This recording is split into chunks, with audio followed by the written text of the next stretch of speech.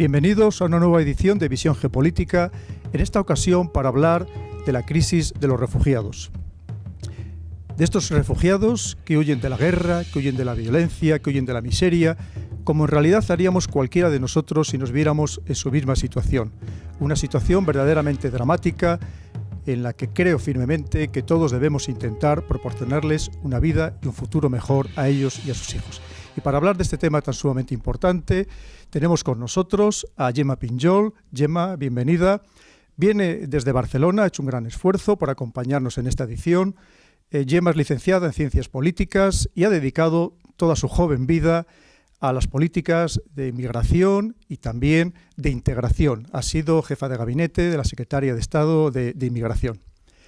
También tenemos con nosotros a uno de los militares más carismáticos de los últimos tiempos, al teniente general Pedro Pitarch. Mi general, bienvenido.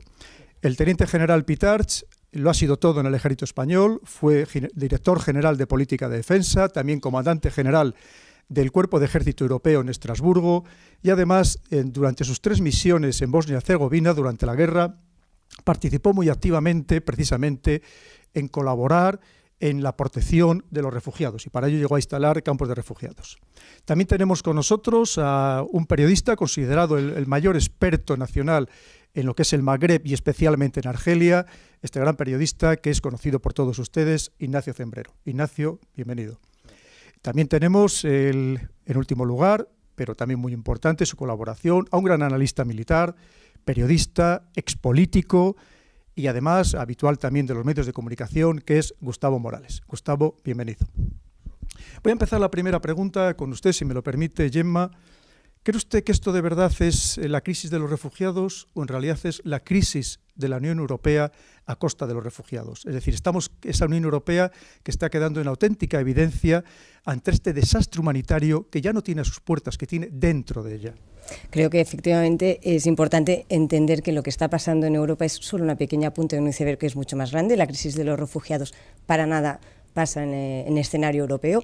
Es África, sobre todo el continente que mayor número de refugiados y desplazados internos tiene, y lo que sí que está claro que lo que estamos viendo es la incapacidad, por no decir la falta de voluntad, de los países de la Unión Europea para gestionar una situación que efectivamente es humanamente muy sensible, numéricamente no era tan grande, se ha ido creciendo, con lo cual lo que estamos viendo es cada vez más la incapacidad que tenemos de dar una respuesta seria y sensata y compartida entre los Estados de la Unión. Así es. Mi general, dentro de ese drama enorme, estamos hablando que solo lo que llevamos de año, en apenas poco más de mes y medio, ya más de 100.000 personas han cruzado el mar Mediterráneo para venir a Europa, de los cuales lamentablemente casi 500 han fallecido ahogados. Y se habla de emplear la OTAN. ¿Para qué serviría la OTAN? ¿Qué papel podría desempeñar la OTAN en este éxodo masivo de personas que, como digo, huyen de la violencia, huyen de la guerra, huyen de un desastre absoluto en el que, en cierto modo, nosotros los europeos también somos responsables? Bueno, es una pregunta muy interesante que yo también me hago a mí mismo. O sea, no es que se va a emplear, es que está empleado. Es que las fragatas de la Agrupación Naval Permanente número 2 del Mediterráneo se les envió inmediatamente al Egeo. Yo digo que a contar refugiados, de momento. Pero si me permite, yo quisiera hacer un inciso, quería entrar un poco en la primera pregunta a Gemma, porque las palabras tienen su significado, obviamente, y cuentan.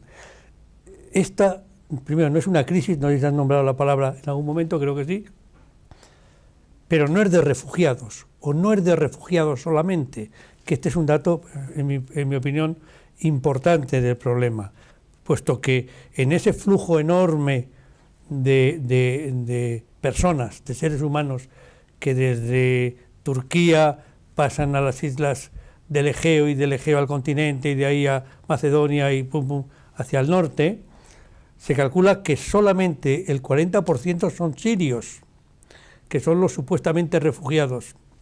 Se habla de los refugiados sirios y no todos ellos tienen el derecho a ostentar el estatuto de refugiados, que está regulado internacionalmente, como sabe, por la Convención de la ONU, y etcétera. Bueno, entonces, es parte del problema, que es que en esos decenas de miles de personas que entran todos los meses, hay simplemente migrantes, por razones económicas, por razones de todo tipo. Los hay también transmigrantes, que son casi todos, porque van de un país a otro, pero lo que quieren es llegar a otro sitio distinto, Alemania, Suecia o Inglaterra.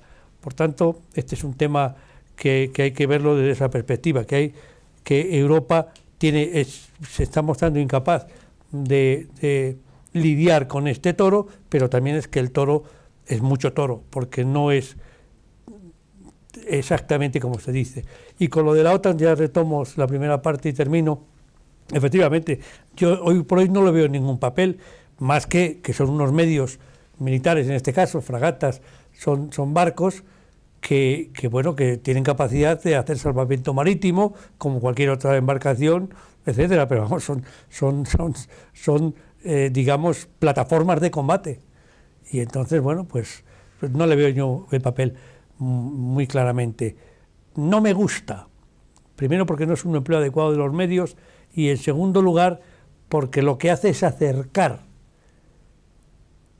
fuerzas a la zona de conflicto, donde hay muchos medios ya militares desplegados, y entonces esa acumulación de medios, por las razones que sea, en principio no me gusta demasiado. Lo que ha dicho el general es interesantísimo, y con ello voy a enlazar las dos próximas preguntas para Gustavo y para Ignacio.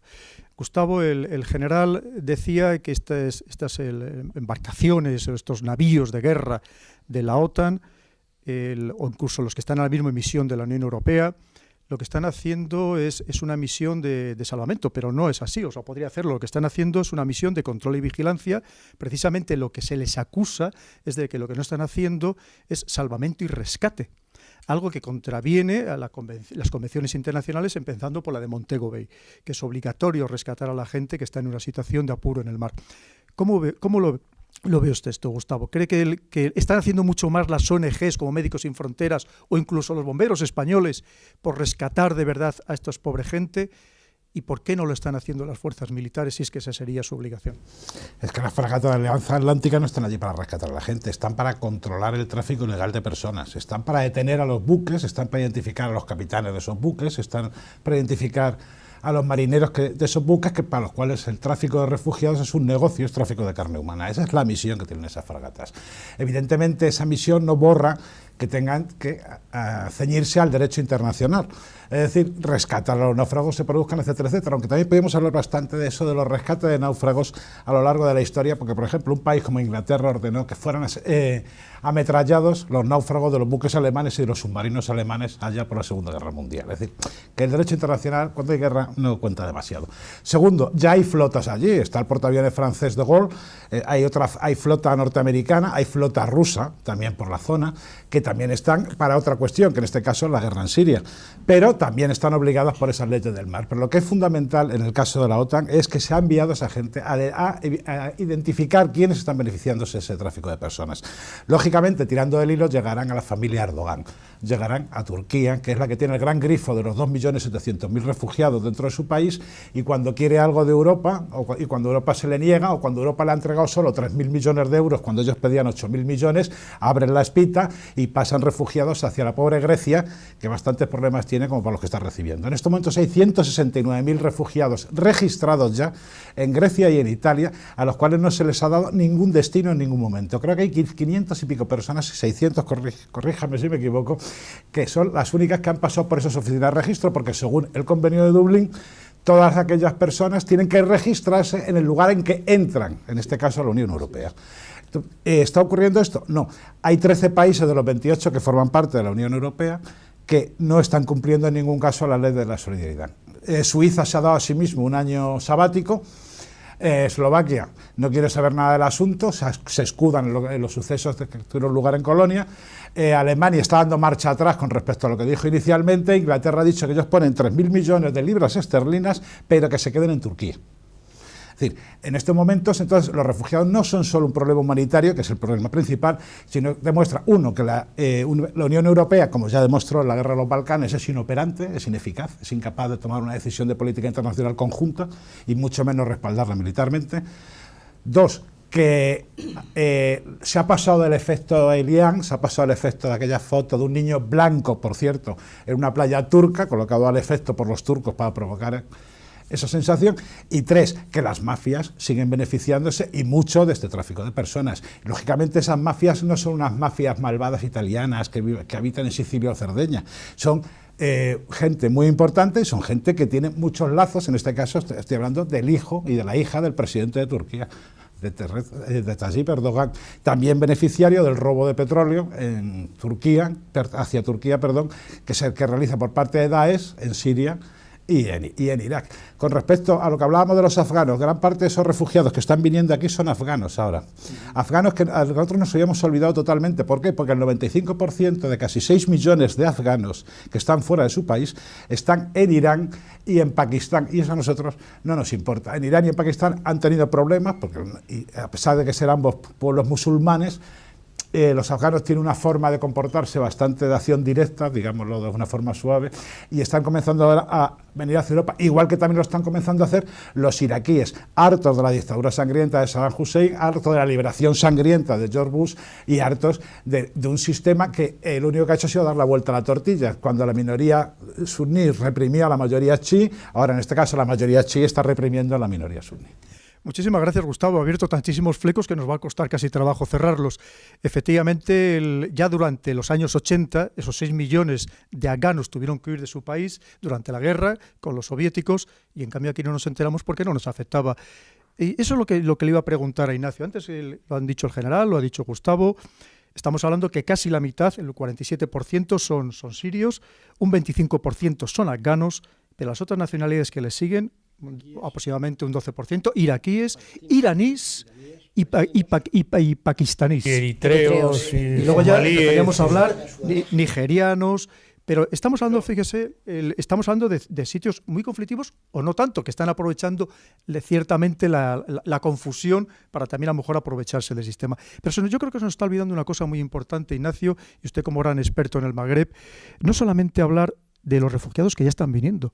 Hay que prever los que pueden llegar a venir. Estos nuevos escenarios que se pueden desestabilizar con rapidez, y estaríamos hablando sobre todo de Argelia, que ya no estamos hablando de 6 millones de libios o de 10 millones de tunecinos, estamos hablando de casi 40 millones de personas que mañana pueden venir a llamar a nuestras puertas. Porque ¿cómo está la situación ahora mismo en Argelia, Ignacio? Por esto de los refugiados, yo creo que es un tema de los refugiados y de la inmigración irregular, son vasos comunicantes. Cuando se cierra una puerta, se abre otra, pero yo estoy convencido de que Europa podrá ralentizar, poner algunas trabas, pero no puede poner puertas al campo, y eso significa que de una forma u otra seguirán llegando, acaso a menos ritmo, pero seguirán llegando. Tengo muy claro el ejemplo de 2005-2006 en España, cuando se consigue acabar con los llamados asaltos a Ceuta y Melilla en el 2005, y al año siguiente, 2006, es el año de llegada masiva de cayucos, se les llamaba cayucos, aunque no son exactamente cayucos, al archipiélago canario. Fundamentalmente llegaban procedentes de Mauritania y de Senegal, aunque algunos llegaban también de costa de costa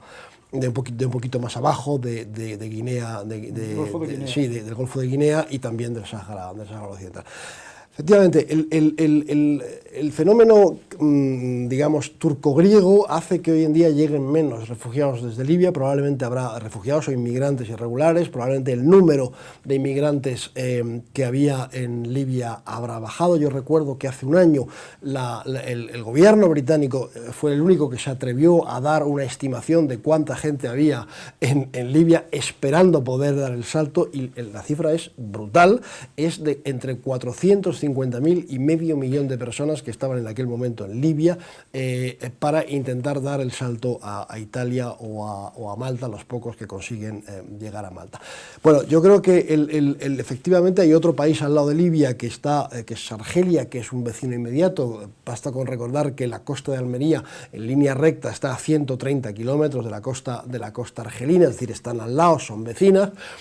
Hay otro país que está pasando por una muy mala racha y que se puede puede desestabilizar, que es Argelia, primer proveedor energético de España, un país, en fin, con el que tenemos muchísima relación y muchísimos lazos.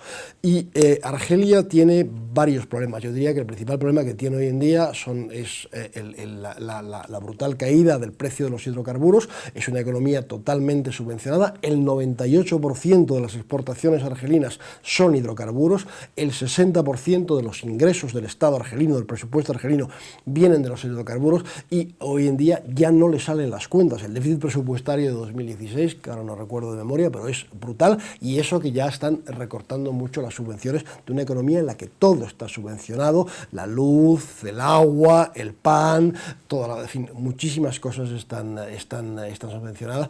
Han reducido drásticamente, por ejemplo, la importación de coches a la mitad de las cifras de 2015, y probablemente la vuelvan a reducir otra vez porque no quieren gastarse las divisas que tienen eso, se la van a gastar en comprar comida, que es lo más fundamental y lo más básico.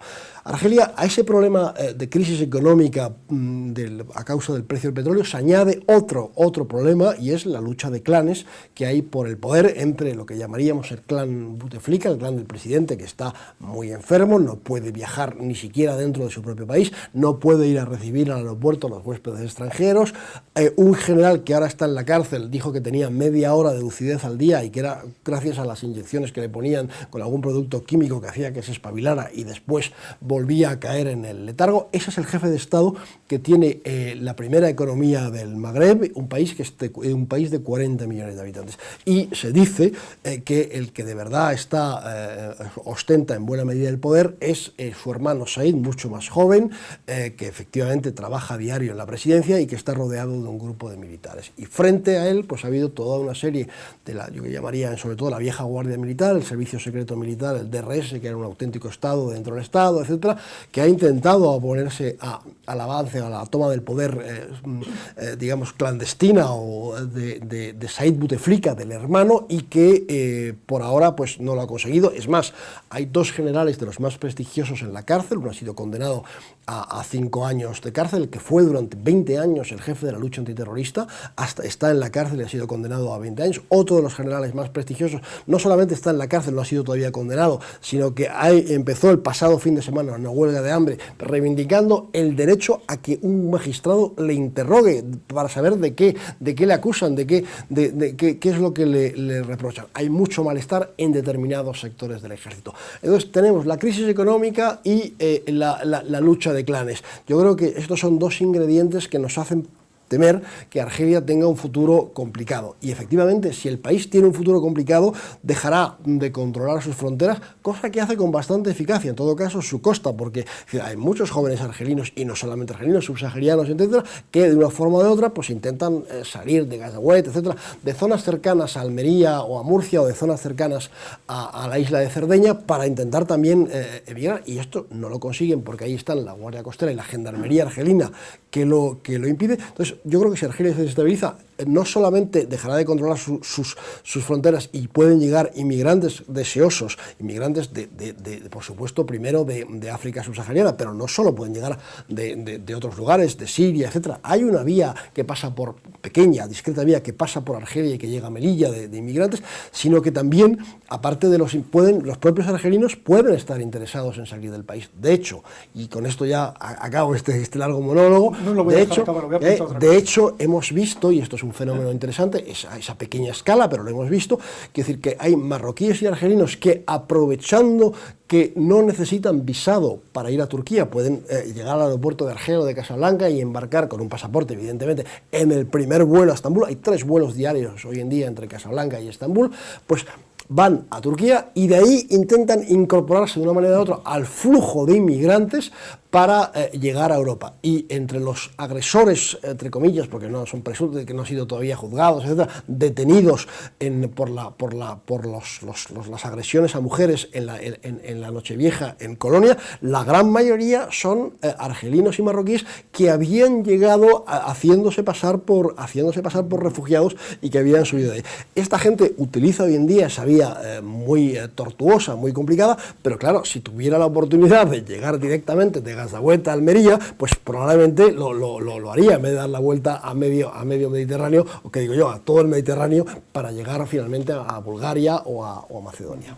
Efectivamente, parece ser que todo eso que usted ha dicho coincide con lo que opinan los grandes inversores, porque se han dejado de hacer inversiones en los últimos 3 años. Incluso Francia, que había sido gran inversor en Argelia, parece ser que ya no está invirtiendo. Curiosamente, parece ser que Argelia se está aproximando mucho a Corea del Norte, que se ha convertido en uno de sus grandes proveedores junto con China.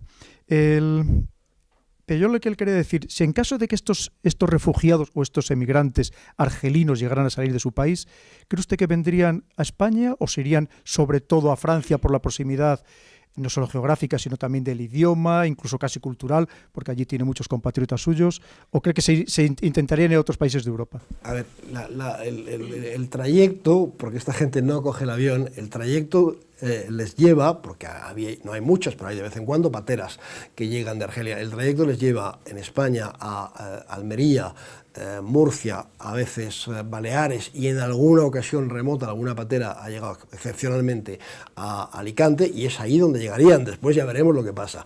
Y en el caso, y por el otro lado, por el lado oriental de Argelia, pues llegan a Cerdeña, que es lo que está más cerca, las pateras que Zarba. Aquí, aquí, hasta cierto punto, la historia se repite, porque cuando uno ya tiene una edad, yo recuerdo que a mediados de los 90, cuando Argelia vivía en una situación prácticamente de guerra civil entre el ejército, que había dado un golpe de Estado, y los islamistas, que habían optado por la vía terrorista para enfrentarse a los militares golpistas, en un momento dado se pensó en varias capitales europeas, en París fundamentalmente, pero también en Madrid y en Roma, se pensaba que el régimen militar iba a caer, que los islamistas iban a llegar por las armas al poder.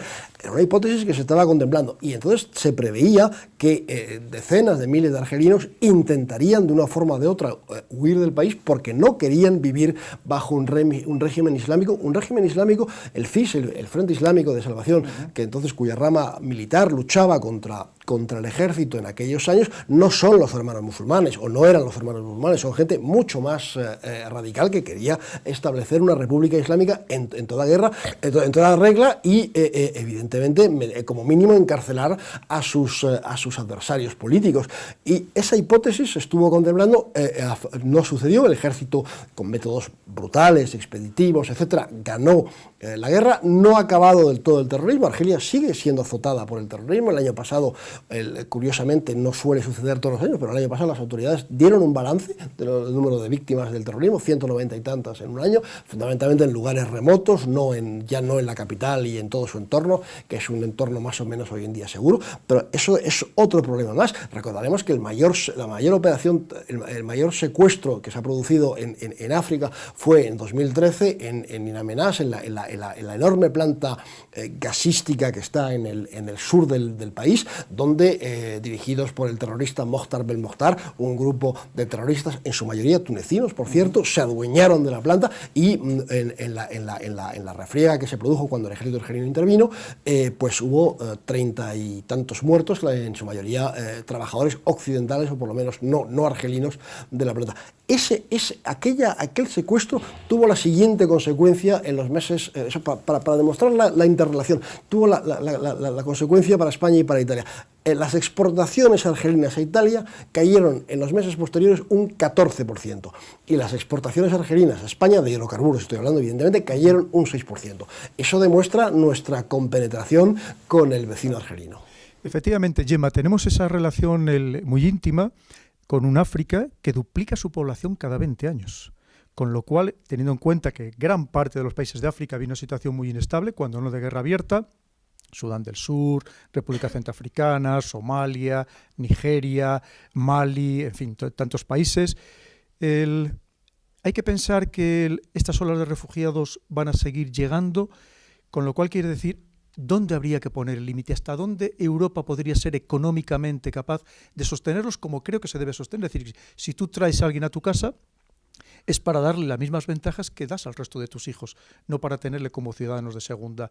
¿Y cree usted si en esa repartición habría que efectivamente repartir por PIB, por población, por porcentaje de desempleo? ¿Cómo lo entiende usted todo eso, Gemma? Me gustaría empezar señalando que aunque sean con temas muy parecidos, hay que distinguir claramente entre lo que es la inmigración, los flujos económicos y los flujos de refugiados. Claramente los movimientos de personas de los dos casos son legítimos, tienen sus aspiraciones, pero mientras uno... ningún Estado en el mundo está obligado a aceptar un inmigrante y por lo tanto tiene una política de inmigración ad hoc que decide lo que quiere. En el caso del refugio, todos los países firmantes de la Convención de Ginebra del 51 están obligados a atenderlos. Es decir, cuando hablamos de que hay flujos mixtos, como decía el general, que efectivamente hay flujos mixtos. En las estadísticas dicen que en la ruta central, digamos, que sería la que llega hasta Italia desde Libia y tal, casi pueden decirse que sea del 60-40, es decir, 60% refugiados, 40% migrantes económicos o 50-50. La ruta oriental claramente es una ruta de refugiados. Cuando yo digo que hay que gestionar es que, entre otras cosas, tienes que saber identificar para poder decidir qué tipo de atención y qué tipo de políticas vas a hacer en relación a estas personas. Mezclar el debate y, sobre todo, hablar de las expectativas demográficas que hay en el África subsahariana, que efectivamente es una bomba de relojería a nivel demográfico, y entender que esto va a ser un flujo masivo que va a llegar a Europa, yo creo que hay que rebajarlo y hay que, sobre todo, entender que precisamente porque tenemos información, si pasa es porque no nos hemos preparado bien, porque la información la tenemos. De hecho, si uno lee los informes de Frontex del 2010, ya se sabía que el flujo de sirios empezaría a crecer, con lo cual, es decir, tenemos la información, hay que saber actuar. En relación al marco europeo, yo creo que el sistema que tenemos es un sistema de 28, es decir, no tenemos un sistema europeo común, tenemos 28 sistemas que intentaron en Tampere crear una especie de lógica de construcción común que no ha funcionado. Y me gustaría que quedara claro que la responsabilidad son de los Estados miembros, 28 Estados miembros que de hecho compiten para ser el menos agraciado, para tener menos gente.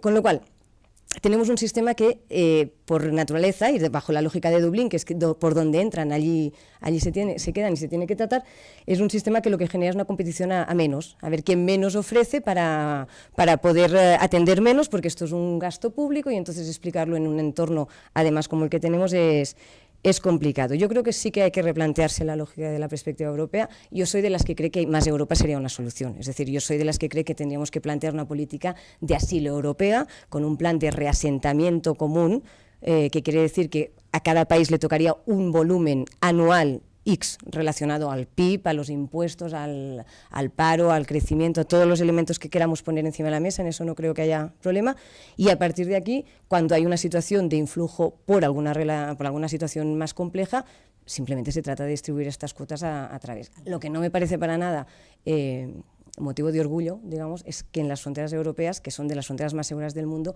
estemos viendo las imágenes que estemos viendo. Porque yo soy de las que cree que la seguridad, entre otras cosas, es gestionar ordenadamente las... Absolutamente. Las imágenes de alambradas en Europa, de trenes atestados, atiborrados de gente, de campos de refugiados que casi parecen otra cosa, de verdad que es un espectáculo absolutamente dantesco. Mi general, usted quería apuntar algo. Sí, bueno, porque para mí este es un tema mollar en lo que estamos hablando. Es decir, mi perspectiva siempre va a ser eurocéntrica, visto desde Europa. ¿Qué significa para Europa? Que es lo que, en mi opinión, o es lo que a mí me interesa fundamentalmente de este problema.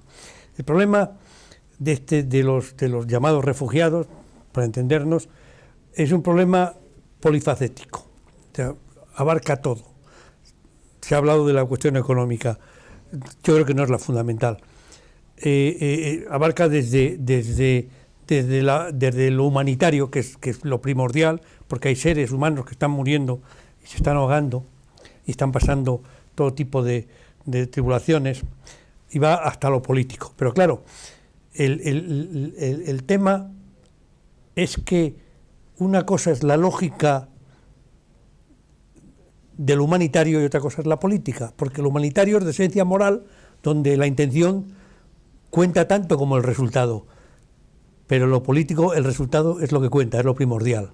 Entonces, a pesar de que haya acuerdos, que haya vocación humanitaria, que todos nos estremezcamos cuando se ve la figura del niño recogido en la playa, ahogado, etcétera, etcétera, como sucedió en su día en Bosnia con los zambombazos que le pegaron al mercado de Sarajevo, que yo después lo estuve investigando ya como jefe de Estado Mayor de las Fuerzas Naciones Unidas, y puedo asegurar que no llegue a ninguna conclusión cierta sobre el origen o la procedencia de esas granadas de mortero, ¿verdad? Pues es un tema muy complicado, demasiado complicado. Repito y retomo, perdón, lo de económico no es fundamental. Por ejemplo, Alemania tiene, creo que acaba el 2015 con algo así como con un superávit de cerca de 15.000 millones de euros, que lo va a aplicar, necesita como 8.000 para los refugiados, los migrantes, los transmigrantes que están entrando en Alemania. Hay asuntos de los que no se habla porque políticamente hablando no se puede hablar de ellos, pero que están en el fondo del problema, sobre todo en estos países, en Polonia, en la República Checa, en Eslovaquia, en Lituania. Entonces, yo creo que se acuerdan de Juan Sobieski en el 1683, creo que fue, cuando el sitio de Viena. Ese es el problema que es determinante en este caso concreto, que es el elemento religioso. Este para mí es un elemento fundamental del rechazo, no ya de los gobiernos que tienen que hacer política, sino de los ciudadanos que a su vez presionan sobre los gobiernos, porque lo que traen son problemas de orden público, traen problemas de todo tipo que están empezando nada más ahora a organizarse y que nos puede llevar no sé dónde. Entonces es un tema que hay que manejar con mucho cuidado, hay que buscarle una solución, pero que no nos crea a nosotros mayor problema. Y termino con digamos, resumiendo un poco cuál es mi preocupación. Mi preocupación es la Unión Europea, es el empeño europeo, es el progresar, el seguir profundizando en dirección hacia mayor integración, hacia más Europa. Y tenemos tres elementos que están, digamos, de una manera importante cuestionando ese progreso. Uno es, de manera indirecta, periférica, pero está ahí, que es la tensión creciente entre Rusia y Turquía por el tema de Siria e indirectamente de los refugiados. Dos, es el propio flujo de refugiados, repito, que son 40% refugiados, por decir una cantidad, y 60% migrantes, transmigrantes de todos los sitios que hemos hablado. Y el tercero es ahora mismo, también derivado de alguna manera de ese problema, que es el opting out del Reino Unido que puede producirse con el referéndum del mes de junio.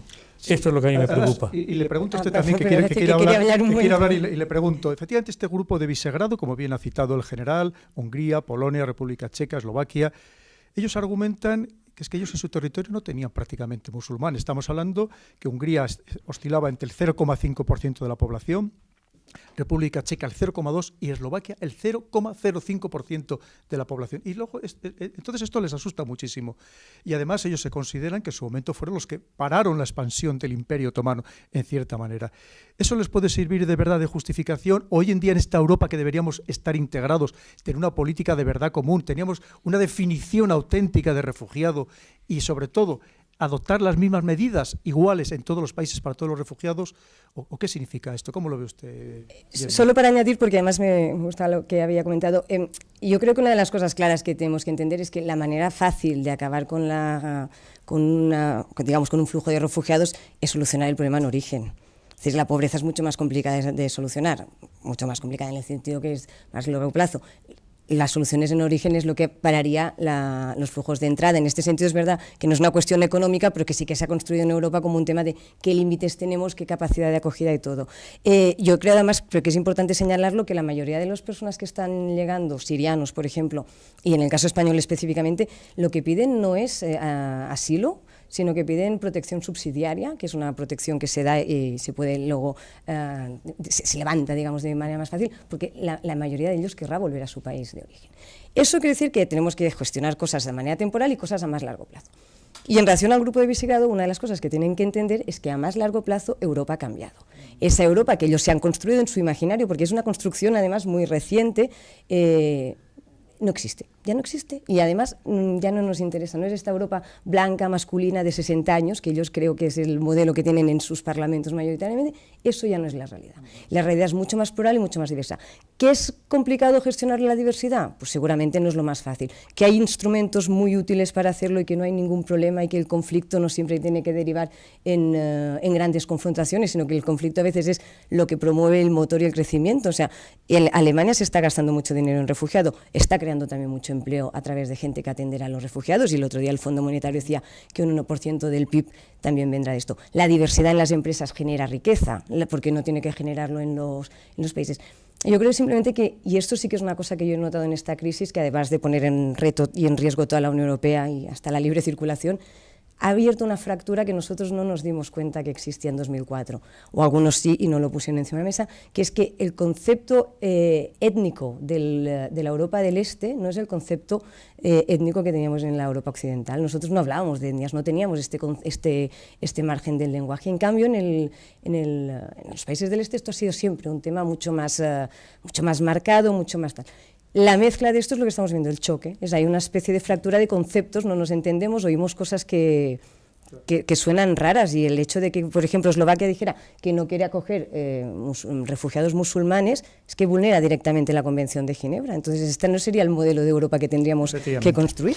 Hablando, le voy a preguntar a usted una vez más. Me gustaría, pero disculpa que te interrumpa, sí, adelante, pero hay dos cosas muy interesantes. Una, lo que ha dicho el presidente de la República Federal Alemana en Davos. El presidente de la República Federal Alemana en Davos ha dicho: o nos preocupamos nosotros de solucionar este problema, o habrá otros partidos de extrema que lo solucionen. Y si esos partidos de extrema lo solucionan, esto sí que va a cambiar. Eso bien, y segunda parte, la patronal alemana es la que mejor está dando la bienvenida a los refugiados, evidentemente porque cuestan 2 euros la hora. Es decir, recordemos cómo nació el apartheid en Sudáfrica. El apartheid en Sudáfrica nace porque los africanos comienzan a dirigirse hacia África del Sur, que tiene un nivel de vida mucho más alto, y comienzan a hacer el trabajo que hacían los mineros boers por menos de la mitad de su salario. Así nace el apartheid, así nace el racismo en Sudáfrica. Y así van a hacer el racismo en Europa. Van a hacerlo porque están haciendo trabajos a 2 euros la hora. Es decir, están haciendo un dumping social muy serio. Y ese es el problema que van a generar. Por eso está siendo dada la bienvenida siempre por la parte capitalista y neoliberal de los gobiernos. Esos son los que dan la bienvenida a los inmigrantes y refugiados, no las poblaciones. Vemos dónde está creciendo el Frente Nacional en Francia. El Frente Nacional en Francia no está creciendo en los barrios ricos ni en las ciudades poderosas. Está creciendo en los barrios obreros, donde era tradicional el voto al Partido Comunista Francés de Jean Marchais. Ahora el voto se va con la señora Le Pen. ¿Por qué? Porque allí es donde conviven con los refugiados. Y no es lo mismo esa Europa que acogió hace muy poco a 1 millón de yugoslavos que se esparcieron por toda Europa, ya dejando de existir como tales, o a los propios europeos después de la Segunda Guerra Mundial. Europa hizo un tremendo esfuerzo de reabsorción de enormes poblaciones que se dirigieron hacia Occidente huyendo del ejército ruso. Todo eso no es lo mismo cuando los que están llegando fundamentalmente son musulmanes. Musulmanes quiere decir que en Francia, que desde 1971 tienen ya 1,5 millones de argelinos y han seguido llegando paulatinamente mucho después, marroquíes, etcétera, etcétera, construyen comunidades cerradas, comunidades que con muchas expectativas, porque al venir para acá se han creído eso de que Europa era montañas de carne y lagos de mantequilla, que decía Hila Ehrenburg en sus poemas. Pero al llegar aquí se dan cuenta de que la realidad es otra, se sienten marginados, se sienten engañados, y ocurren sucesos como lo que ocurrieron en Francia hace 8 años, que asaltaban comisarías de policía y asaltaron coches de policía blindados. En Alemania, los turcos, cuya migración a Alemania es muy antigua, han sido usados bárbaramente para no parar una central nuclear y limpiarla con el reactor en funcionamiento y los turcos dentro. Bien. Mal para la patronal alemana, pero el que soporta al turco con el carácter de un turco musulmán, con esa soberbia que tienen los turcos musulmanes, eso lo afirmo yo en público, llámenme lo que quieran, pero yo es que los conozco en persona y he vivido entre ellos. Pero no a todos.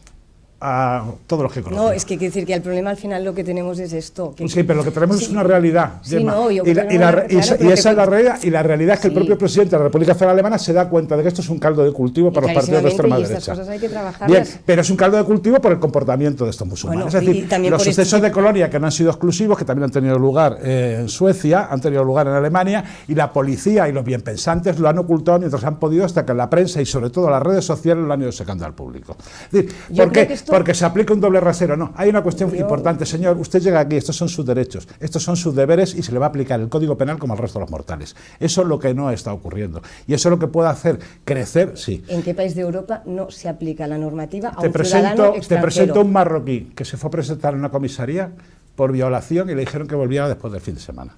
Es que yo, de verdad, yo lo que... Bueno, en Bélgica, en el famoso barrio de Molenbeek, ahí todos los problemas que pasan por allí. No vamos a discutir los problemas de integración ni tal, pero a mí lo que me parece preocupante es que no hacer... Es que es un dato de problema. Si no, pues si no los vamos a discutir en el sentido de que existen, pero es que esto de que no se integran es una cuestión que podríamos debatir mucho, pero la cuestión es... Lo que no me puedo entender como para discutirlo, porque me deja sin argumentos, es que pongamos pinceladas gruesas y digamos que un colectivo como los turco-alemanes, que ahora no sé el volumen de población que será, pero claro, que todos los turco-alemanes entendamos que tienen un comportamiento X.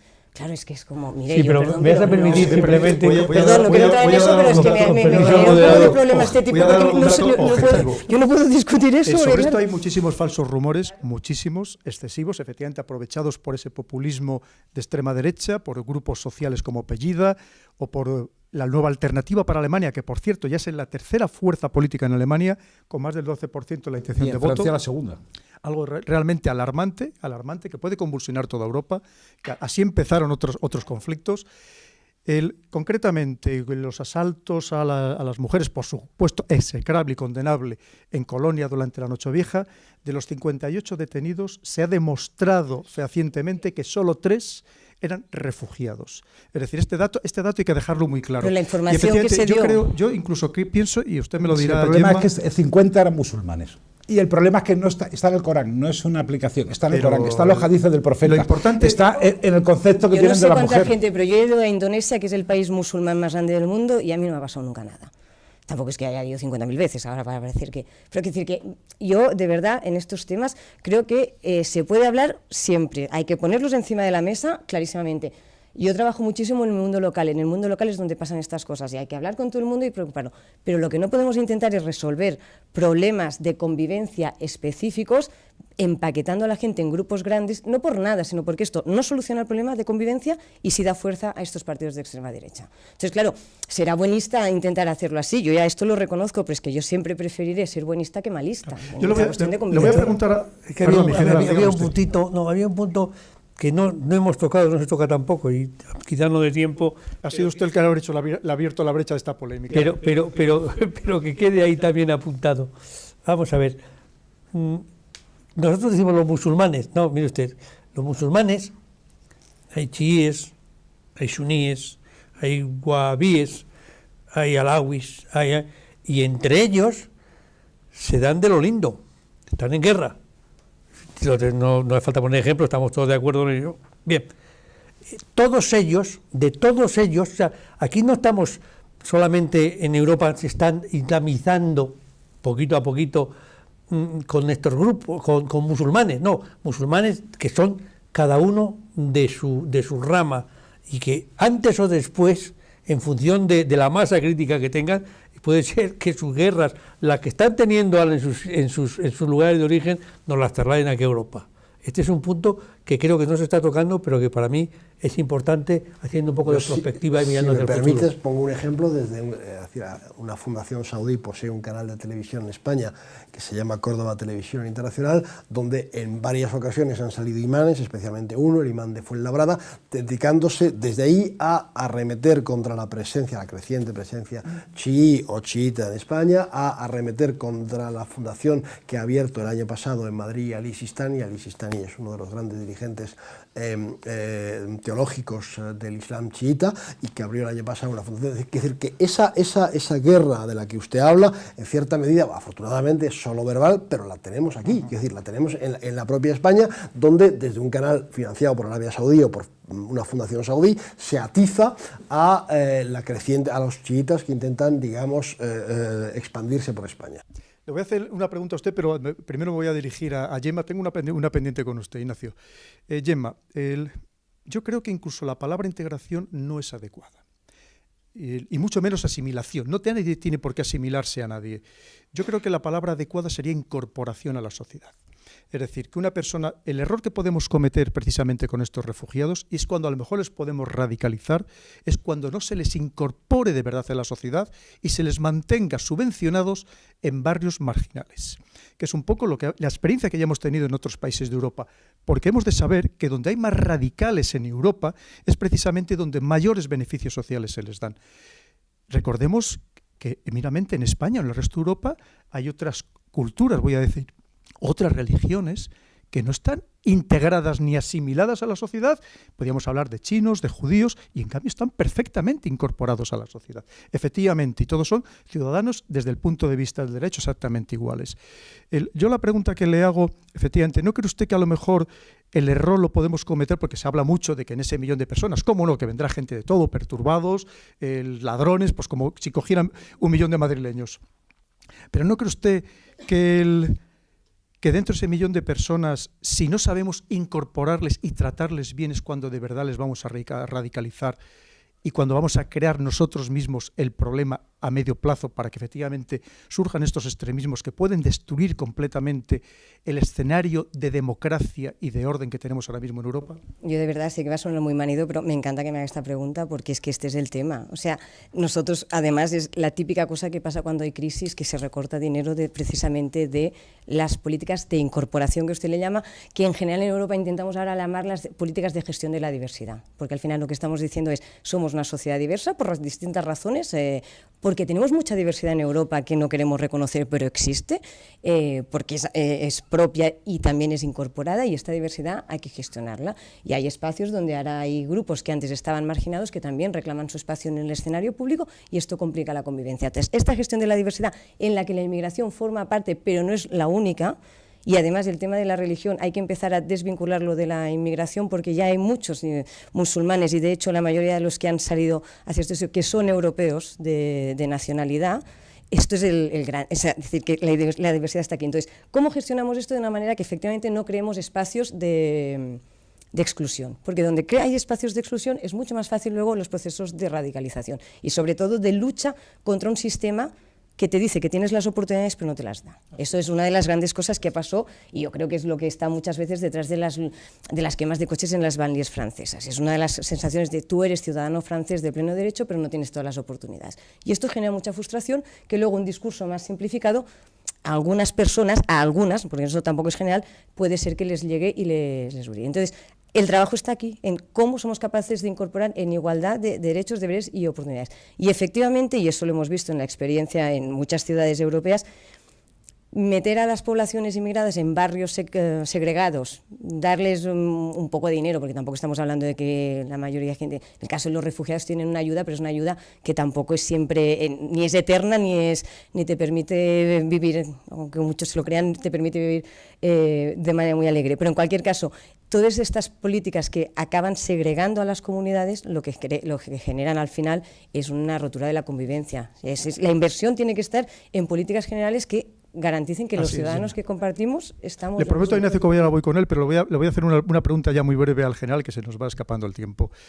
Entonces, ¿no cree usted, mi general, que lo que debíamos hacer todos es, cuando una vez estas personas ya están en Europa, pensar que simplemente son un ciudadano más europeo que simplemente practica otra religión? Es decir, para respetar de verdad nuestros valores y principios democráticos, debemos evitar considerarnos cristianos o musulmanes, sino todos europeos, y que en realidad simplemente practicamos otra religión. Bueno, yo pienso que esa es una teoría muy bonita. De hecho, la cultura europea de nuestros tiempos, del siglo XXI, es muy tolerante con todo tipo de religiones. El problema no está ahí. El problema está en que normalmente ellos no quieren integrarse. Es decir, ellos se encuentran más cómodos entre ellos, reunidos en barrios donde la ley que funciona es la que manda el imán de turno, porque el problema está en que nosotros me refiero en Occidente, en España, en Francia, hemos llegado a unos sistemas en los que hay una separación clara, definida entre lo político y lo religioso. Entonces, así funciona y así marchamos. Pero los musulmanes es lo religioso lo que prima sobre lo político está subordinado al tema religioso, y entonces evidentemente es muy difícil mezclar dos cosas, porque son dos lógicas distintas. Y ellos no quieren integrarse y no hay más que ir. Bélgica, yo he vivido allí porque he sido también un general de la OTAN, el jefe de logística del Mando Supremo, y entonces hay varios en Molenbeek. Es que ahí te aseguro que, en mi opinión, allí la policía belga es que ni se atreve a entrar de manera rutinaria.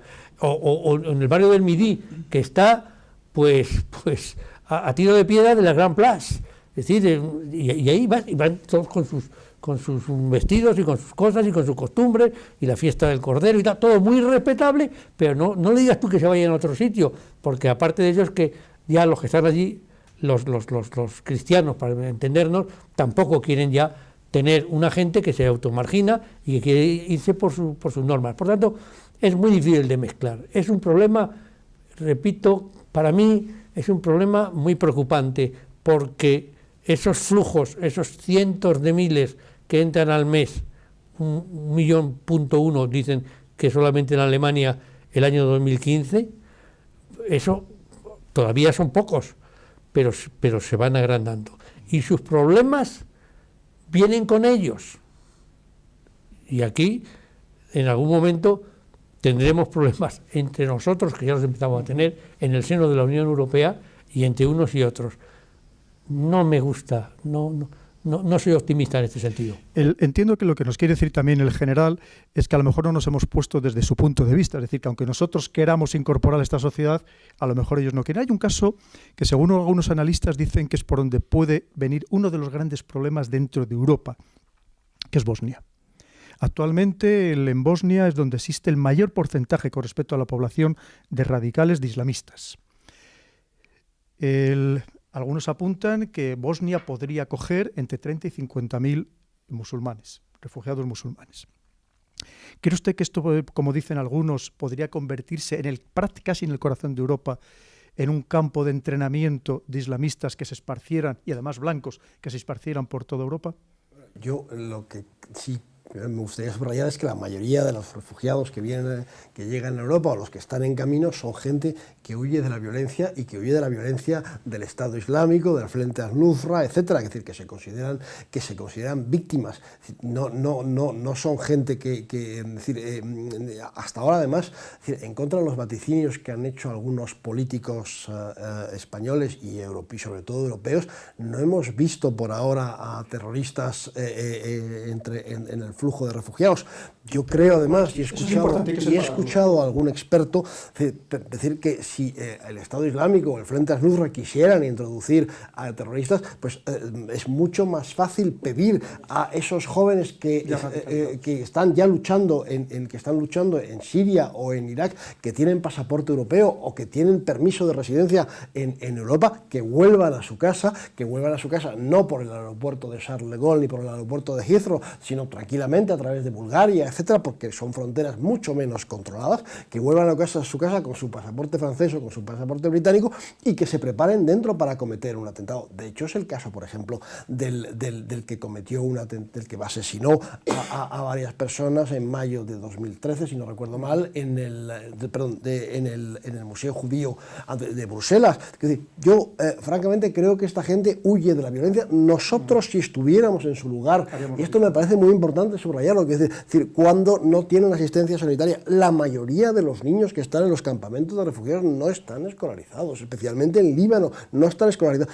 En Líbano, el 26% de la población del país son refugiados. Es como si en España tuviéramos a 12 millones de refugiados. ¿Cómo estaría España si tuviera 12 millones de refugiados? Pues es la proporción de refugiados. Esta gente, a mí me parece absolutamente lógico que se ponga en camino. Yo, si tuviera mi familia y tuviera un poco allí y un poco de dinero en el bolsillo, un poquito, pues intentaría la aventura, porque todo lo que puede haber una vez he llegado a Alemania, a Francia o a Suecia es mejor que la vida que tengo aquí.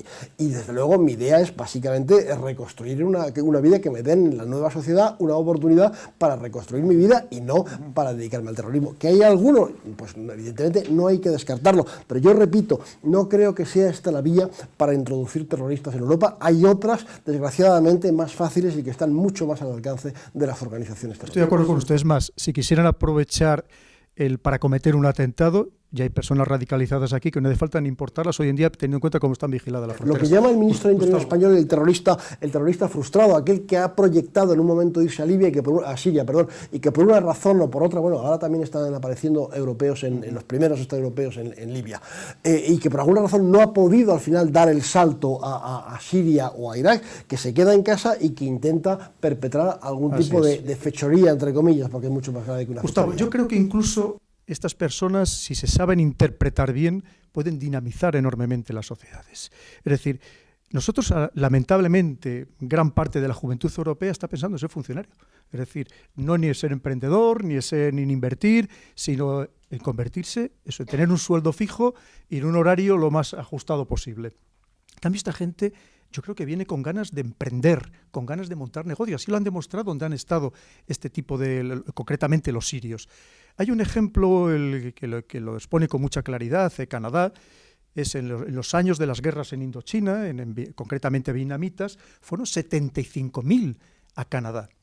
Inicialmente en Canadá había mucho temor, exactamente lo mismo, de otra cultura, otra civilización, los problemas de integración, de incorporación o como le queramos llamar, pero en cambio fueron tremendamente dinamizadores de la sociedad, crearon multitud de negocios y ninguno esperaba ser funcionario, lo que querían era tener entre ellos su propio negocio. ¿Cree usted que esto puede ser algo similar, puede suceder en Europa o piensa usted de otra manera? Yo fui Boy Scout, pero ya lo dejé. Sí, yo ya dejé los Boy Scouts y dejé mi buena acción diaria.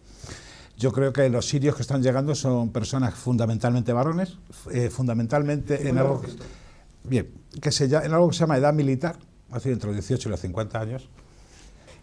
Edad trabajadora también.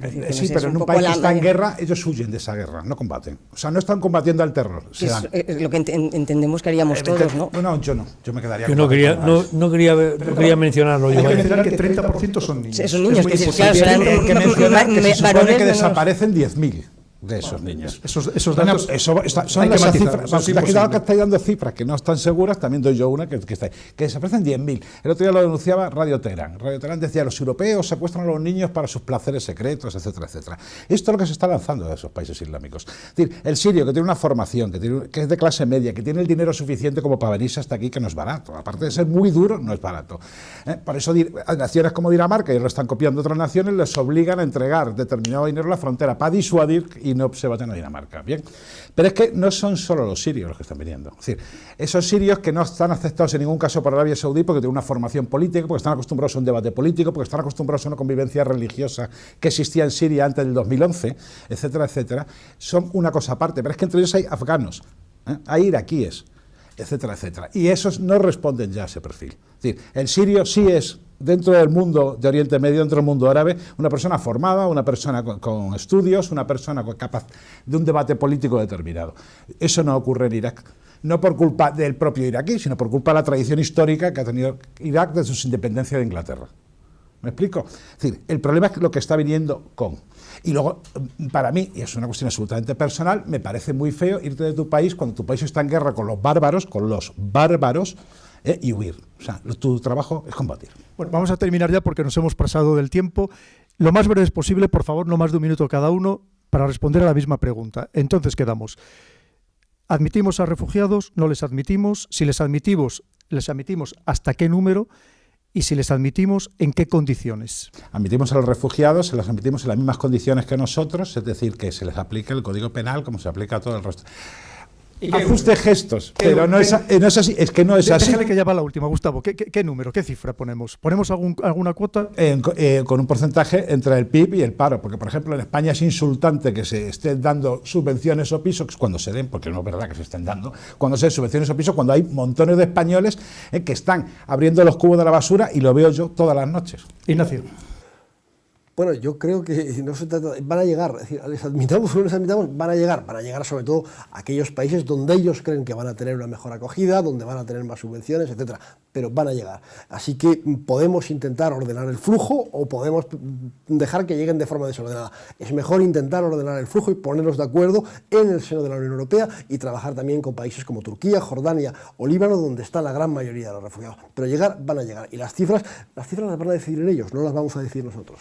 General. Bueno, yo entiendo que los refugiados, los que son refugiados tienen derecho a disfrutar de las garantías o el asilo que le concede la Convención sobre el Refugiado de Ginebra, de Naciones Unidas, y todos estos, los Dublín I, el Dublín II, etcétera. Por tanto, eso yo ahí no tengo inconveniente. Entiendo que los Estados tienen derecho, los Estados europeos tienen derecho y obligación de ser selectivos en el sentido de restringir el número de la emigración o la inmigración a sus respectivos países, porque no olvidemos que estamos en el seno de la Unión Europea y traspasadas las fronteras exteriores ya no hay fronteras, y ahora terminaré con ese dato, y entonces entiendo que todo tiene que hacerse, debería hacerse, es un desideratum, en armonía, entre comillas, en el seno de la Unión Europea, es decir, que fueran políticas comunitarias. Porque hay que tener en cuenta que con este problema que hemos dicho antes, de las fronteras, de las vallas, de las verjas, etcétera, etcétera, y las exclusiones, las excepciones que se están haciendo a Schengen, a la libre circulación de personas y el levantamiento de las fronteras, si eso se va a continuar, si eso se va a seguir profundizando, ¿para qué necesitamos el euro?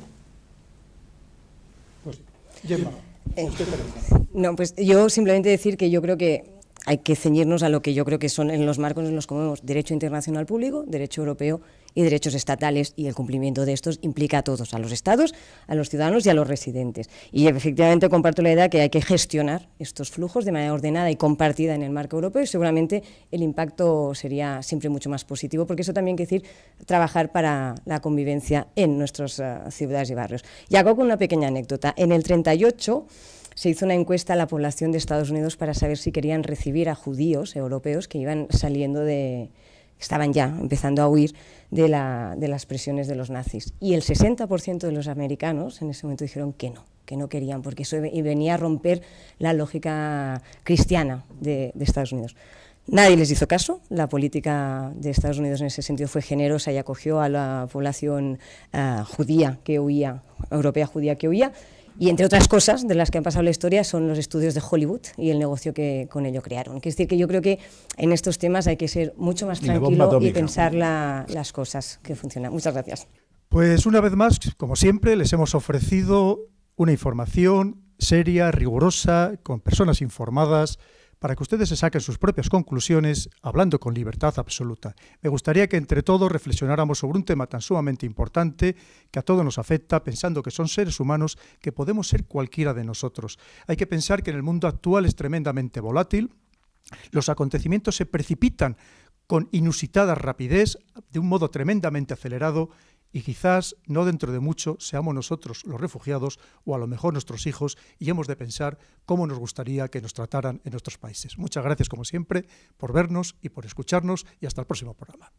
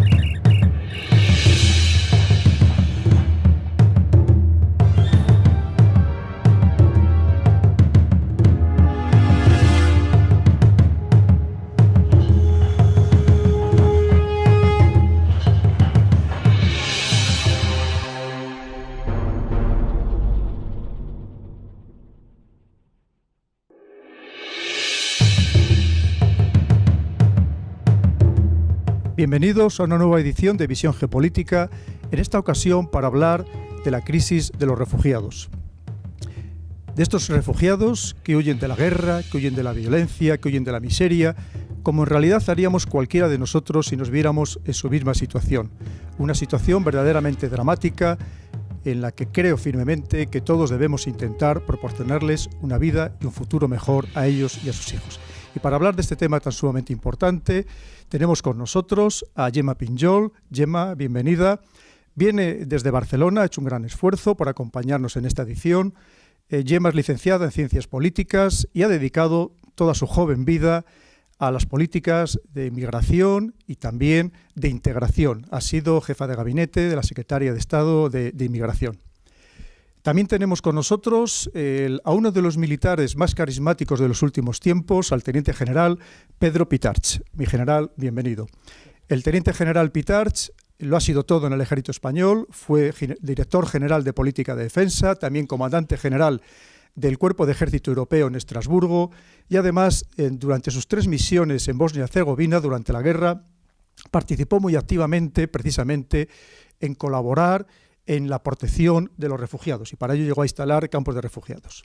También tenemos con nosotros a un periodista considerado el mayor experto nacional en lo que es el Magreb y especialmente en Argelia, este gran periodista que es conocido por todos ustedes, Ignacio Zembrero. Ignacio, bienvenido.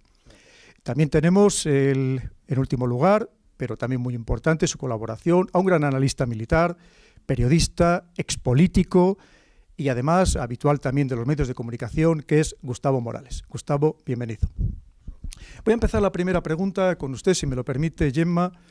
¿Cree usted que esto de verdad es la crisis de los refugiados o en realidad es la crisis de la Unión Europea a costa de los refugiados? Es decir, esa Unión Europea que está quedando en auténtica evidencia ante este desastre humanitario que ya no tiene a sus puertas, que tiene dentro de ella.